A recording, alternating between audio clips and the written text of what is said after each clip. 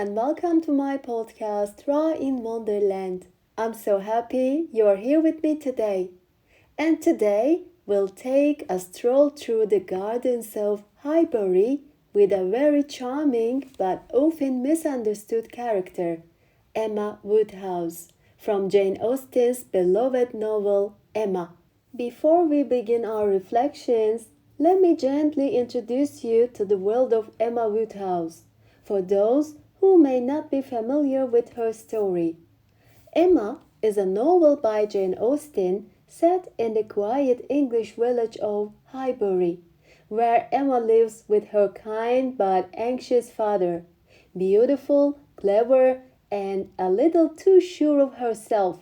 Emma enjoys playing matchmaker.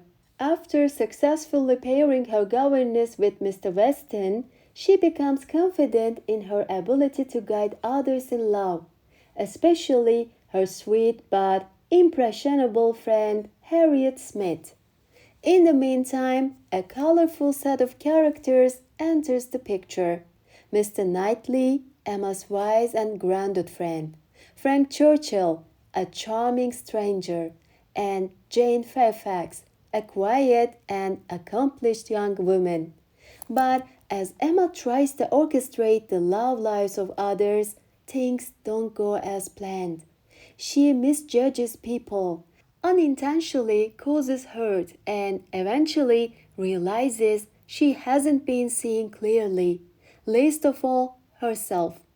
In the end, it's Mr. Knightley who helps her see the truth.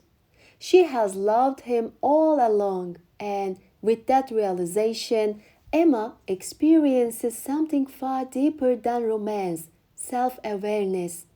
And that's the moment we'll explore today.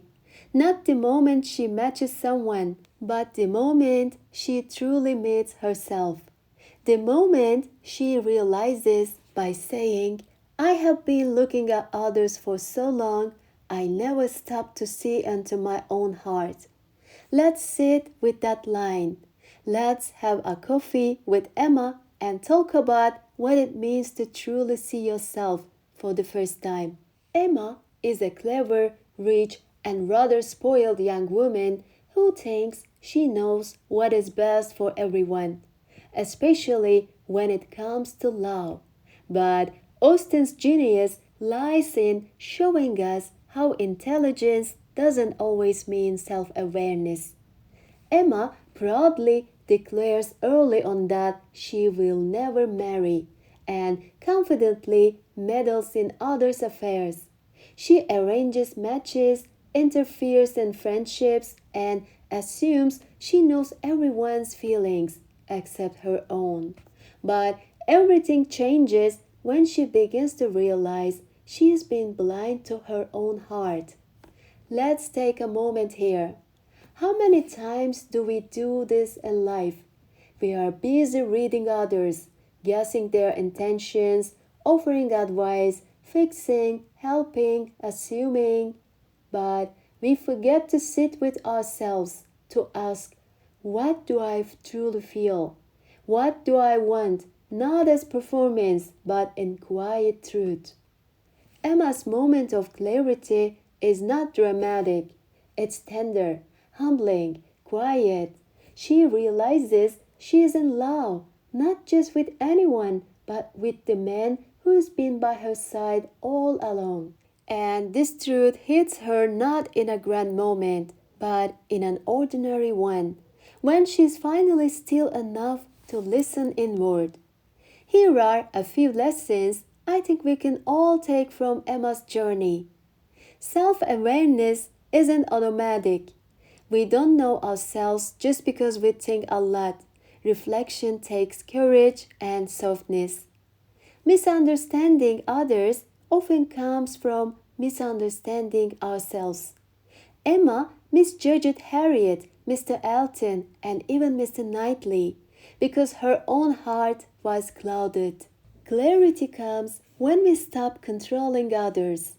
Emma's journey really begins when she lets go of trying to orchestrate love stories and starts noticing her own. And growth doesn't mean being perfect. We can clearly see that because Austen doesn't punish Emma for her flaws. She shows that awareness and willingness to change are enough. And I would like to think of a dream. What if I met Emma in Wonderland? If Emma ever dropped by Wonderland for a tea party, I imagine she would try to set up the Mad Hatter with the March hare. She would whisper to Alice, "Don't you think they would make a lovely couple?" And I would gently take her hand, offer her a cup of coffee instead of tea, of course, and say, "Emma, maybe today we just listen to our own hearts." She would blink, a little surprised, and then maybe she would smile a little. So, my dear Wonderlanders, I invite you to take a moment today to stop looking around and start looking in. Ask yourself, have I been so busy reading others that I forgot to read my own heart?